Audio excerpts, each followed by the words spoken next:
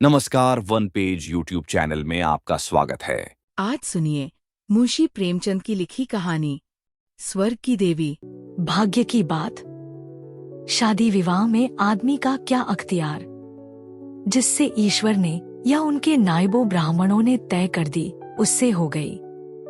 बाबू भारतदास ने लीला के लिए सुयोग्य वर खोजने में कोई बात उठा नहीं रखी, लेकिन जैसा घरवर चाहते थे वैसा ना पा सके। वह लड़की को सुखी देखना चाहते थे, जैसा हर एक पिता का धर्म है, किंतु इसके लिए उनकी समझ में संपत्ति ही सबसे जरूरी चीज थी। चरित्र या शिक्षा का स्थान गौण था। चरित्र तो किसी के माथे पर लिखा नहीं रहता और शिक्षा का आजकल के जमाने में मूल्य ही क्या। हाँ, संपत्ति के साथ शिक्षा भी हो तो क्या पूछना। ऐसा घर उन्होंने बहुत ढूंढा पर न मिला। ऐसे घर हैं ही कितने जहां दोनों पदार्थ मिले। दो चार मिले भी तो अपनी बिरादरी के न थे। बिरादरी भी मिली तो जायजा न मिला, जायजा भी मिला तो शर्तें तय न हो सकी। इस तरह मजबूर होकर भारतदास को लीला का विवाह लाला संतसन के लड़के सीतासरन से करना पड़ा। अपने बाप का इकलौता बेटा था, थोड़ी बहुत शिक्षा भी पाई थी, बातचीत सलीके से करता था, मामले मुकदमे समझता था और जरा दिल का रंगीला भी था। सबसे बड़ी बात यह थी कि रूपवान, बलिष्ठ, प्रसन्नमुख, साहसी आदमी था, मगर विचार वही बाबा आदम के जमाने के थे। पुरानी जितनी बातें हैं सब अच्छी, नई जितनी बातें हैं सब खराब। जायदाद के विषय में जमींदार साहब नए नए दफों का व्यवहार करते थे। वहाँ अपना कोई अख्तियार न था, लेकिन सामाजिक प्रथाओं के कट्टर पक्षपाती थे। सीतासरन अपने बाप को जो करते या कहते देखता वही खुद भी कहता और करता था। उसमें खुद सोचने की शक्ति ही न थी। बुद्धि की मनता बहुधा सामाजिक अनुदारता के रूप में प्रकट होती है। लीला ने जिस दिन घर में पांव रखा उसी दिन उसकी परीक्षा शुरू हुई। वे सभी काम जिनकी उसके घर में तारीफ होती थी यहाँ वर्जित थे। उसे बचपन से ताजी हवा पर जान देना सिखाया गया था, यहाँ उसके सामने मुंह खोलना भी पाप था। बचपन से सिखाया गया था रोशनी ही जीवन है, यहाँ रोशनी के दर्शन भी दुर्लभ थे। घर पर अहिंसा, क्षमा और दया ईश्वरीय गुण बताए गए थे, यहाँ इसका नाम लेने की भी स्वाधीनता न थी। संत सरन बड़े तीखे, गुस्सेवर आदमी थे, नाक पर मक्खी न बैठने देते। धूर्तता और छलकपट से ही उन्होंने जायदाद पैदा की थी और उसी को सफल जीवन का मंत्र समझते थे। उनकी पत्नी उनसे भी 2 अंगुल ऊंची थी। मजाल क्या कि बहू अपनी अंधेरी कोठरी के द्वार पर खड़ी हो जाए या कभी छत पर टहल सके। प्रलय आ जाता, आसमान सिर पर उठा लेती। उन्हें बकने का मर्ज था। दाल में नमक का जरा तेज हो जाना उन्हें दिन भर बकने के लिए काफी बहाना था। मोटीताजी महिला थी, छींट का घाघरेदार लहंगा पहने, पानदान बगल में रखे, गहनों से लदी हुई, सारे दिन बरोठे में माची पर बैठी रहती थी। क्या मजाल कि घर में उनकी इच्छा के विरुद्ध एक पत्ता भी हिल जाए। बहू की नई नई आदतें देख देख जला करती थी। अब काहे को आबरू रहेगी। मुंडेर पर खड़ी होकर झांकती है। मेरी लड़की ऐसी दीदा दिलेर होती तो गला घोंट देती। न जाने इसके देश में कौन लोग बसते हैं। गहने नहीं पहनती, जब देखो नंगी बुच्ची बनी बैठी रहती है। यह भी कोई अच्छे लक्षण हैं। लीला के पीछे सीतासरन पर भी फटकार पड़ती। तुझे भी चांदनी में सोना अच्छा लगता है, क्यों? तू भी अपने को मर्द कहेगा। वह मर्द कैसा कि औरत उसके कहने में न रहे। दिन भर घर में घुसा रहता है, मुंह में जबान नहीं है। समझाता क्यों नहीं? सीतासरन कहता, अम्मा जब कोई मेरे समझाने से माने तब तो। माँ मानेगी क्यों नहीं?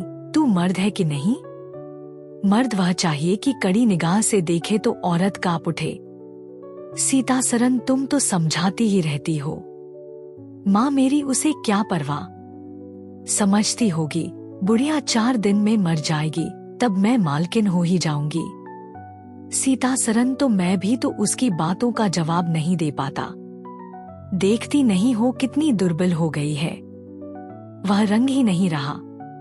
उस कोठरी में पड़े पड़े उसकी दशा बिगड़ती जाती है। बेटे के मुंह से ऐसी बातें सुन माता आग हो जाती और सारे दिन जलती, कभी भाग्य को कोसती, कभी समय को। सीतासरन माता के सामने तो ऐसी बातें करता, लेकिन लीला के सामने जाते ही उसकी मति बदल जाती थी। वह वही बातें करता जो लीला को अच्छी लगती। यहाँ तक कि दोनों वृद्धता की हंसी उड़ाते। लीला को इसमें और कोई सुख न था। वह सारे दिन कुढ़ती रहती। कभी चूल्हे के सामने न बैठी थी, पर यहाँ पसेरियों आटा थोपना पड़ता, मजूरों और टहलुओं के लिए भी रोटियां पकानी पड़ती। कभी कभी वह चूल्हे के सामने बैठी घंटों रोती।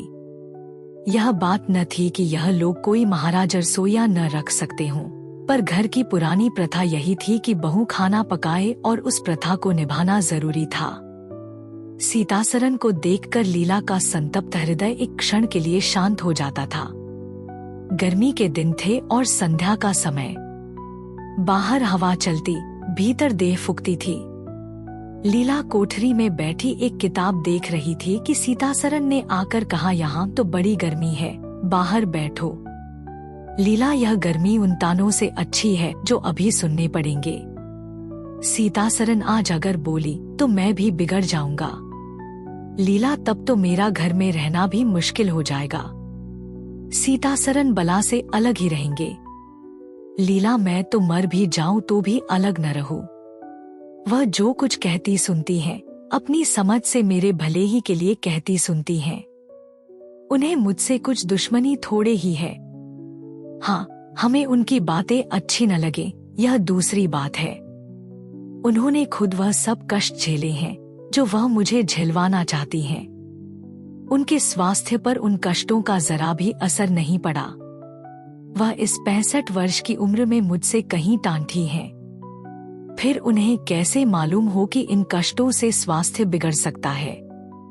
सीतासरन ने उसके मुरझाए हुए मुख की ओर करुण नेत्रों से देखकर कहा, तुम्हें इस घर में आकर बहुत दुख सहना पड़ा। यह घर तुम्हारे योग्य न था। तुमने पूर्वजन्म में जरूर कोई पाप किया होगा। लीला ने पति के हाथों से खेलते हुए कहा, यहाँ न आती तो तुम्हारा प्रेम कैसे पाती। 5 साल गुजर गए। लीला 2 बच्चों की माँ हो गई। एक लड़का था, दूसरी लड़की। लड़के का नाम जानकीसन रखा गया और लड़की का नाम कामिनी। दोनों बच्चे घर को गुलजार किए रहते थे। लड़की दादा से हिली थी, लड़का दादी से। दोनों शोक और शरीर थे। गाली दे बैठना, मुंह चिढ़ा देना तो उनके लिए मामूली बात थी। दिन भर खाते और आए दिन बीमार पड़े रहते।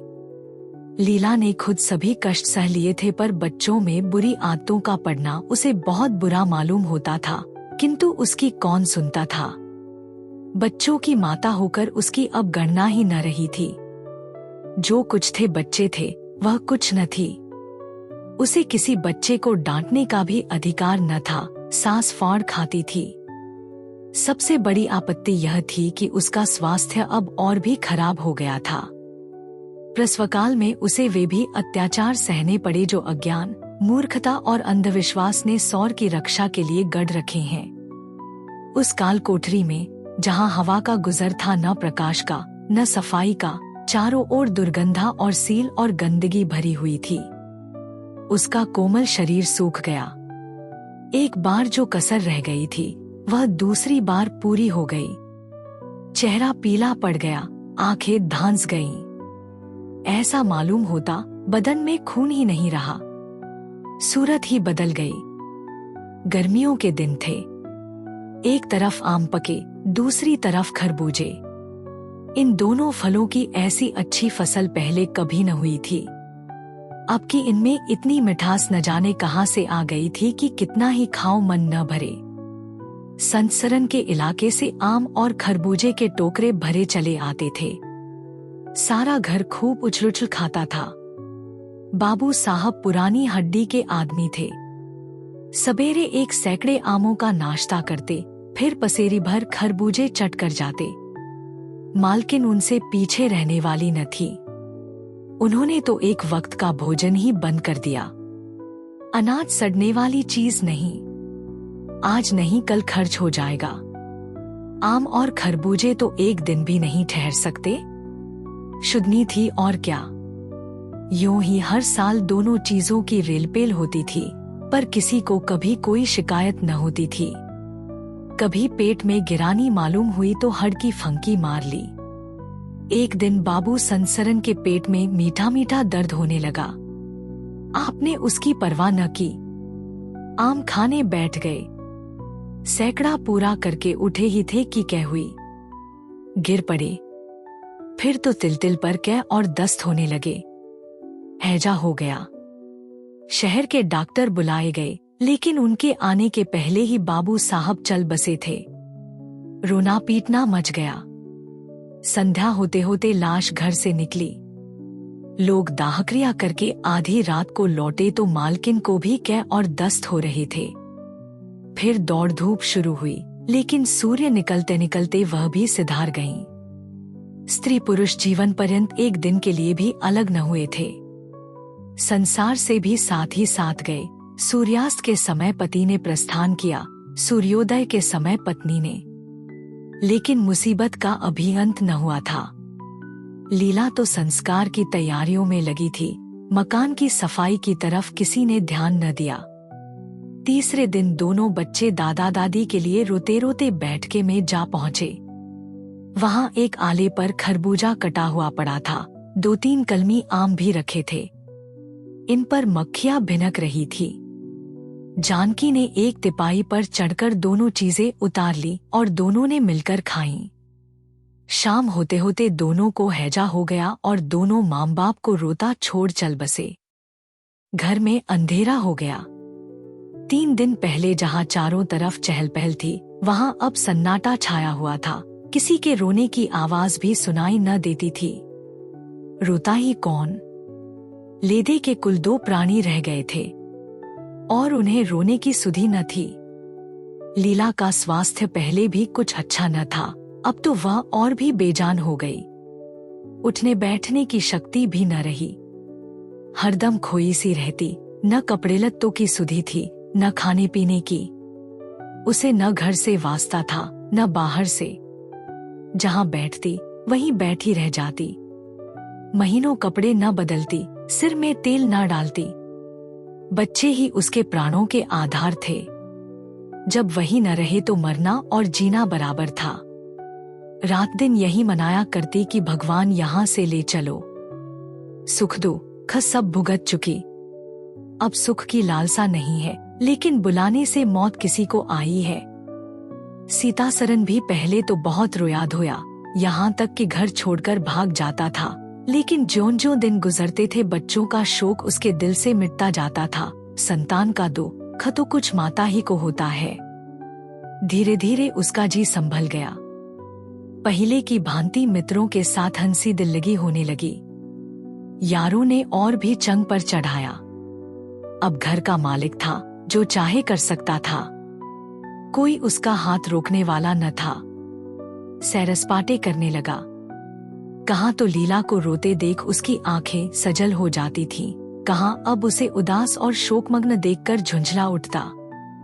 जिंदगी रोने ही के लिए तो नहीं है। ईश्वर ने लड़के दिए थे, ईश्वर ही ने छीन लिए। क्या लड़कों के पीछे प्राण दे देना होगा? लीला यह बातें सुनकर भौंचक रह जाती। पिता के मुंह से ऐसे शब्द निकल सकते हैं? संसार में ऐसे प्राणी भी हैं। होली के दिन थे।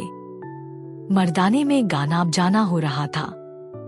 मित्रों की दावत का भी सामान किया गया था। अंदर लीला जमीन पर पड़ी हुई रो रही थी। त्योहारों के दिन उसे रोते ही कटते थे।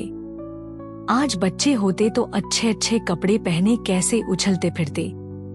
वही न रहे तो कहाँ की तीज और कहाँ का त्योहार। सहसा सीतासरन ने आकर कहा, क्या दिन भर रोती ही रहोगी? जरा कपड़े तो बदल डालो, आदमी बन जाओ। यह क्या तुमने अपनी गद बना रखी है? लीला तुम जाओ अपनी महफिल में बैठो, तुम्हें मेरी क्या फिक्र पड़ी है?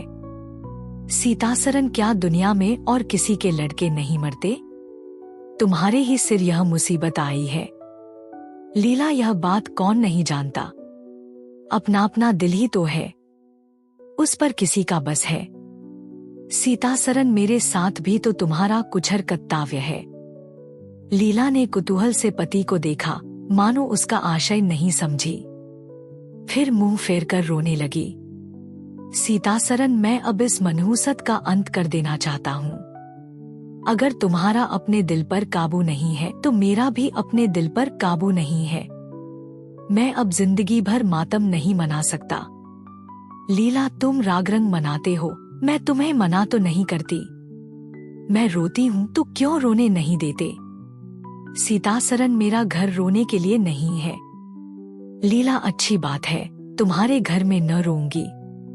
लीला ने देखा, मेरे स्वामी मेरे हाथों से निकले जा रहे हैं। उन पर विषय का भूत सवार हो गया है और कोई समझाने वाला नहीं। वह अपने होश में नहीं है। मैं क्या करूं? अगर मैं चली जाती हूं तो थोड़े ही दिनों में सारा घर मिट्टी में मिल जाएगा और इनका वही हाल होगा जो स्वार्थी मित्रों के चंगुल में फंसे हुए नौजवान रईसों का होता है। कोई कुलटा घर में आ जाएगी और इनका सर्वनाश कर देगी। ईश्वर, मैं क्या करूं? अगर इन्हें कोई बीमारी हो जाती तो क्या मैं उस दशा में इन्हें छोड़कर चली जाती? कभी नहीं। मैं तनमन से इनकी सेवा शुश्रूषा करती, ईश्वर से प्रार्थना करती, देवताओं की मनौतियां करती। माना इन्हें शारीरिक रोग नहीं है, लेकिन मानसिक रोग अवश्य है। आदमी रोने की जगह हंसे और हंसने की जगह रोए, उसके दीवाना होने में क्या संदेह है? मेरे चले जाने से इनका सर्वनाश हो जाएगा। इन्हें बचाना मेरा धर्म है। हाँ, मुझे अपना शोक भूल जाना होगा।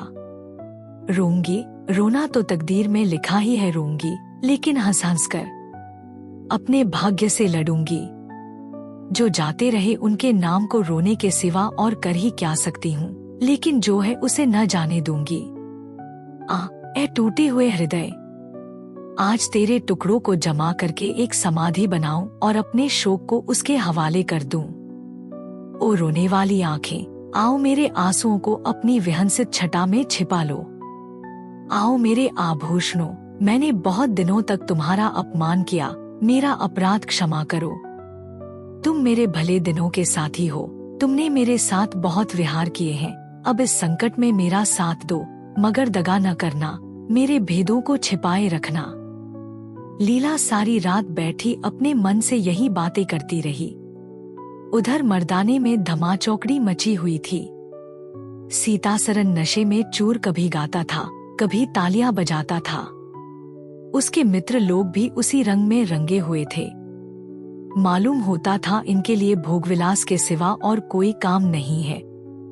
पिछले पहर को महफिल में सन्नाटा हो गया। हुआ की आवाजें बंद हो गईं। लीला ने सोचा, क्या लोग कहीं चले गए या सो गए? एकाएक सन्नाटा क्यों छा गया? जाकर दहलीज में खड़ी हो गई और बैठक में झांक कर देखा, सारी देह में एक ज्वाला सी दौड़ गई। मित्र लोग विदा हो गए थे। समाजियों का पता न था।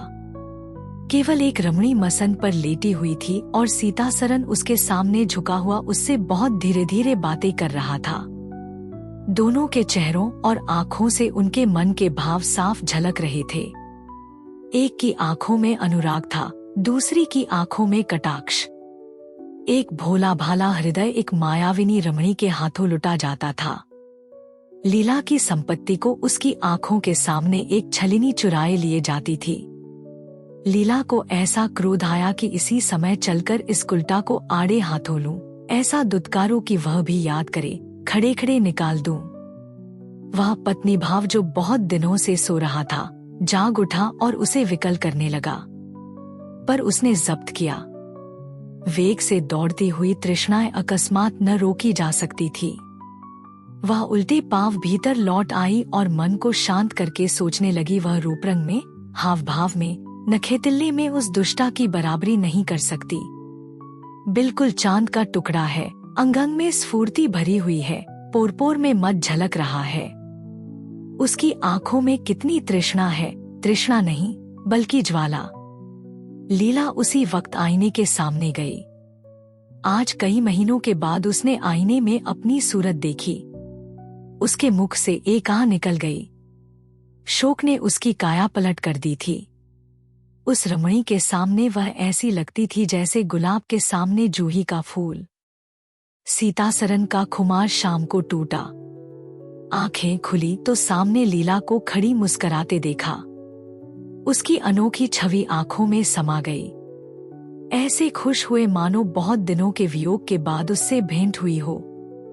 उसे क्या मालूम था कि यह रूप भरने के लिए लीला ने कितने आंसू बहाए हैं, केशों में यह फूल गूंथने के पहले आंखों से कितने मोती पिरोए हैं। उन्होंने एक नवीन प्रेमोत्साह से उठकर उसे गले लगा लिया और मुस्कुराकर बोले, आज तो तुमने बड़े बड़े शस्त्र सजा रखे हैं, कहाँ भागो? लीला ने अपने हृदय की ओर उंगली दिखाकर कहा, यहाँ आप बैठो। बहुत भागे फिरते हो, अब तुम्हें बांध कर रखूंगी। बाग की बहार का आनंद तो उठा चुके, अब इस अंधेरी कोठरी को भी देख लो। सीतासरन ने लज्जित होकर कहा, उसे अंधेरी कोठरी मत कहो लीला, वह प्रेम का मानसरोवर है। इतने में बाहर से किसी मित्र के आने की खबर आई। सीतासरन चलने लगे तो लीला ने उनका हाथ पकड़कर कहा, मैं न जाने दूंगी। सीतासरन, अभी आता हूँ। लीला, मुझे डर लगता है कहीं तुम चले न जाओ। सीतासरन बाहर आए तो मित्र महाशय बोले, आज दिन भर सोते ही रहे क्या? बहुत खुश नजर आते हो। इस वक्त तो वहां चलने की ठहरी थी ना, तुम्हारी राह देख रही हैं। सीतासरन, चलने को तो तैयार हूँ, लेकिन लीला जाने नहीं देती। मित्र निरे गाउदी ही रहे। आ गए फिर बीवी के पंजे में, फिर किस बिरते पर गरमाए थे। सीतासरन लीला ने घर से निकाल दिया था, तब आश्रय ढूंढता फिरता था। अब उसने द्वार खोल दिए और खड़ी बुली रही है। मित्र अजी, यहाँ वह आनंद कहा? घर को लाख सजाओ तो क्या बाग हो जाएगा। सीतासरन, भई घर बाग नहीं हो सकता, पर स्वर्ग हो सकता है। मुझे इस वक्त अपनी क्षुद्रता पर जितनी लज्जा आ रही है वह मैं ही जानता हूँ। जिस संतान शोक में उसने अपने शरीर को घुला डाला और अपने रूपलावण्य को मिटा दिया, उसी शोक को केवल मेरा एक इशारा पाकर उसने भुला दिया। ऐसा भुला दिया मानो कभी शोक हुआ ही नहीं। मैं जानता हूँ कि वह बड़े से बड़े कष्ट सह सकती है। मेरी रक्षा उसके लिए आवश्यक है। जब अपनी उदासीनता के कारण उसने मेरी दशा बिगड़ती देखी तो अपना सारा शोक भूल गई। आज मैंने उसे अपने आभूषण पहनकर मुस्कुराते हुए देखा तो मेरी आत्मा पुलकित हो उठी। मुझे ऐसा मालूम हो रहा है कि वह स्वर्ग की देवी है और केवल मुझ जैसे दुर्बल प्राणी की रक्षा करने के लिए भेजी गई है। मैंने उसे जो कठोर शब्द कहे वे अगर अपनी सारी संपत्ति बेचकर भी मिल सकते तो लौटा लेता।